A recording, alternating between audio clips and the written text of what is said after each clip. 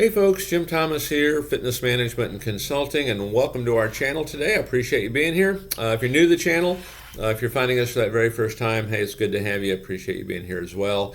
And as a quick reminder to all, my focus, my mission here on the channel is I want to be able to provide as much information as I possibly can, to as many people as I possibly can across all regions.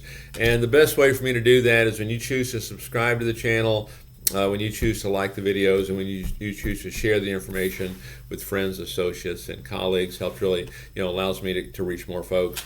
And so if you've not yet done so, please do that now. Please hit that subscribe button. Please like the video. And please share the information with friends and colleagues.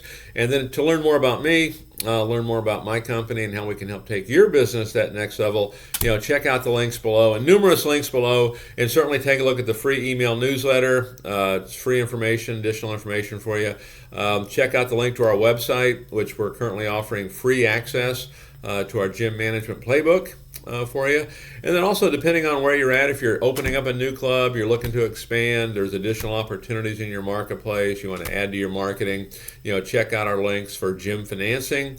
We can help get you financed really regardless of credit scores and things like that. So if you've been looking, if you've been turned down, hit me up. We can certainly help you with that. And then if you need more foot traffic, more people walking in the front door, click that marketing link. We can give you some guaranteed results on getting the marketing results that you're looking for. And so with that said, let's get into our topic here today. And it's 7 doubts that you must overcome in gym sales. 7 doubts that you must overcome in gym sales. And so a lot of things in here, and I think many people go through this. I know when I first started, boy, I had them all, okay, and maybe more, okay.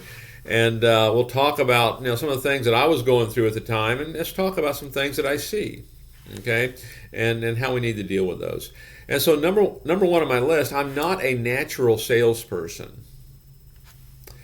I'm not even sure what that means, but I hear that all the time. Oh, I'm just not a salesperson. I'm just not a natural salesperson. People will say to me, oh, well, Jim, you're a natural. Well, not if you saw me when I first started. Okay, I mean, I read the book, and I memorized the book, and I followed the book, and maybe you think I'm a natural, but really, I'm self-taught. Okay, so anyone can do it, but the idea, I'm not a natural salesperson. So here's the thing. We're not selling memberships. We're not selling personal training. We're not selling retail. What we're doing is, the way you want to look at this is, we're solving problems for people. We're solving problems for folks. And the first sale you want to make is that sale you make to yourself. Are you sold yourself? Because if you're not sold, it's going to be real hard to sell somebody else. Okay? It's, to convince them to go along with your line of thinking. So the idea, I'm not a natural salesperson. So here's what I want you to think about. Okay, our job is to solve problems for people. The first sale that we want to make is a sale we make to ourselves. Can you solve your customer's problem? Hope the answer is yes. Do you have the best facility to solve it at? Hope that answer is yes as well. And it's now the best time. Well, of course it is. Well, if all that's true, solve the problem. I mean, what's the obligation there? And this gets into other things that we'll talk about. But, what's the obligation there? Okay? There is no, in my mind, natural salesperson. Most folks that are natural salespeople, or that perception of natural salespeople, they're just kind of closing deals. What I'm talking about here is truly solving problems for folks, providing solutions, building value, and then having decent boldness. Decent meaning we're friendly, we're courteous, and we're respectful, and we ask them to buy. Because if we don't ask, the answer is always no, and we have to practice it. Practice it. Asking for the sale can be difficult. Okay, practice it. Mary, becoming a member here at our gym really is a simple process. Shall we begin? It's an easy way to do it. Try that one. Okay. Number 2. Asking for referrals will annoy my members. Asking for referrals will annoy my members. Well, not if you're solving problems for them. How many members would like to work out with one of their friends? Probably a lot of them. How many of your members are posting on Instagram and posting on Facebook and posting on Snapchat and posting on TikTok and all over. How many of them are doing that? They're all doing it. They're telling all their friends, here's what I'm doing. Okay, the issue with asking for referrals generally is not an issue with the customer. Usually it's an issue with us. I'm afraid I'm going to annoy my members. One of the things I always like to do in getting guest passes out, hey Mary, do you have current guest passes? Oh, no, I don't. Well, let me get you a couple. You have somebody you like to work out with. Sometimes it's just one-upmanship. Sometimes they want a workout partner. Okay? But be sold ourselves. People like to do things with friends, with each other. Okay? So solve problems, provide solutions, provide value. Number 3, I cannot challenge my prospects. I cannot challenge my prospects. I talk to folks all the time that are personal trainers or Group X instructors or teaching classes, and they get involved in the sales process just because that's the way it's set up. And I'll ask them, hey, you're in a class, you're teaching a class. Someone's, they're kind of dogging it. Do you ever get in their face a little bit? Nicely. But you encourage them. Let's do more. Come on, you can do more. Let's go. Or you're training them. Come on, let's go. You can do more. You're challenging your prospects. Why? Well, because it's the only way they're going to get results. When you're in kind of the quote-unquote sales, one of the problems with this whole sales thing is people, they put on this sales hat of what they think sales is. Again, it's about solving problems. It's about providing solutions. Sure, you can challenge your prospects. Start thinking yourself as a coach. We've all had coaches, right? Baseball, football, soccer, whatever, track. And those coaches were always pushing us. But they were pushing us because of their belief of what they knew we could do. Same thing, you've got a customer that's thought about this for a year, thought about this for 2 years, wants to lose 20 pounds.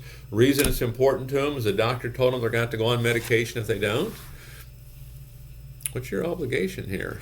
When you look at it that way. Okay? Get sold yourself here. Get sold yourself. Number 4, I don't have time. I don't have time to do all this. Okay, one of the things that happens, it's kind of a phenomenon it's called sales reluctance, is we start doing everything imaginable to avoid getting in that sales environment. We got to organize this, get this ready. Oh, that technology's not working. We start avoiding things. We have reluctance. Get in the game. Get in the game. Okay, because we have plenty of time. Here's the thing you want to think about sales. Whether it's for you individually, it's you as a company, as a department, your sales is oxygen. Your sales is oxygen for your business, for what you do. What happens if you're not getting oxygen? It's not good, right? And so you got to view it that way. That's how important this is. You have to be, generating additional oxygen. Okay, but we're going to do it by solving problems for folks. We've got a group that we work with that they do a really good job on personal training. And one of the small little changes we made is we took the word sales out of all the training, and we just call it process. And so folks that have an issue with sales and how they kind of triggers in their head, now it's just the process. This is just how we do it. Okay. Number 5, doubts we have to overcome in gym sales and problems that salespeople have. Oh, I'm going to come across as greedy. If you're selling a membership or you're selling training, you might, maybe. But if you're solving problems for folks, if you're providing solutions, never. You're trying to help them. And that's really how you want to be. This is not a made-up thing. Okay? Help them get the results they're looking for. You'll never come across as, this guy, all he cares about is money. Well, if all it is about the membership, all it is about the sale, well, you might. But focus on solving problems. Help them get the results they're looking for. Number 6, I'm a nuisance. I don't want to be a nuisance. I can't keep calling and emailing and texting. I don't want to be a nuisance. Here's the thing you want to do. Make sure every single interaction has value.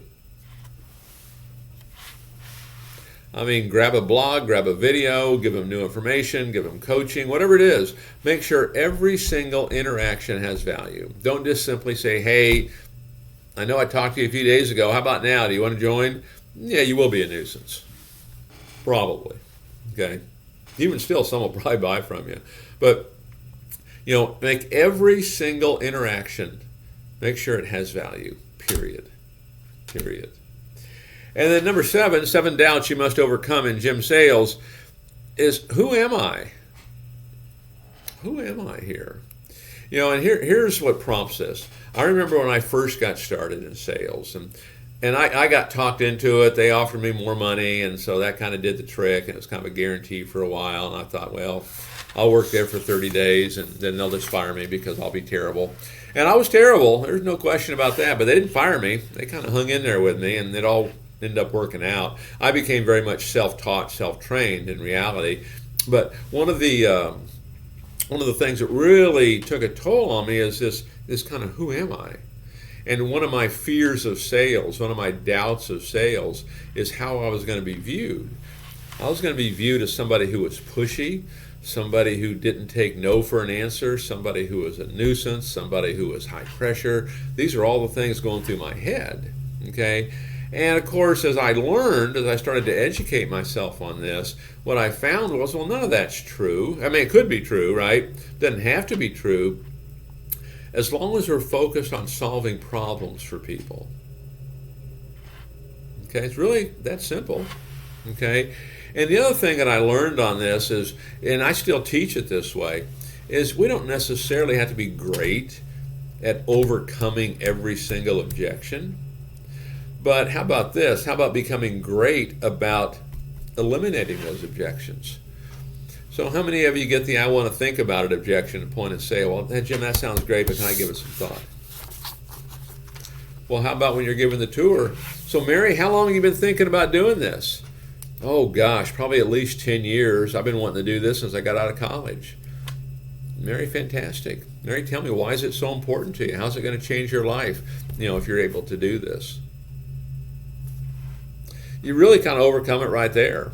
Good chance you won't even get that I want to think about it objection. So make a list of all the objections that you get. What questions can you ask on a tour? That'll kind of eliminate them, or at least soften them a little bit. A lot of times I like to take that approach, and I do, well, here's what I'm going to say, here's what I'm going to say. Because we're not trying to make the customer wrong. On the contrary, Mary, I understand. A lot of our members want to think about it before they get started. Okay? However, Mary, since it sounds like it's something you're probably going to do anyway, may I suggest we take time out of the equation? Mary, what do you say? Can we go ahead and get you started today? So those are some examples on that. So think about, 7 doubts to overcome. So do you have doubts? Are you just getting started? Do you have doubts about this? Okay, self-esteem down, confidence down.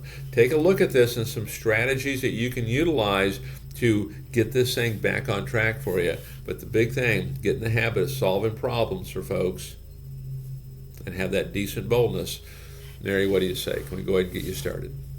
So folks, my name is Jim Thomas. My company is Fitness Management and Consulting. Appreciate you all being here at the channel today. And as I mentioned earlier at the beginning of the video, my focus, my mission here on the channel is I want to provide as much information as I possibly can, to as many people as I possibly can across all regions. And the best way I can do that is when you choose to subscribe, when you choose to hit that like button, you choose to share it. So if you've not yet done so, please hit that subscribe button. I appreciate it. And again, to learn more about me and my company, please check out those links below. Whether you're looking for financing for your business, regardless of credit score, we can help you. If you're looking for marketing, if you need more people in that front door, or hey, you want some freebies, check out that gym management playbook. You can get it right now, absolutely free. It's a $4.99 value. Just go to our website, fmconsulting.net, and we look forward to seeing you all in that next video.